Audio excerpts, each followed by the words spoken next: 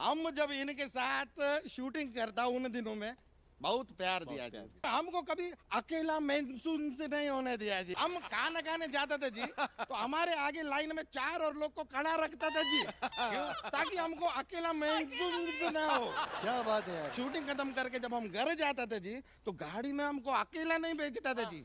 हमको 10 रुपया देके 50 लोग का बस में बेचता था जी। ताकि हमको अकेला महसूस ना हो। अरे मेरे साथ तो बिल्कुल उल्टा किया था उन्होंने मुट्ठू। अरे मुझे तो इतनी बड़ी वैनिटी दी थी, उस इतनी सी बड़ी वैनिटी में मैं अकेला।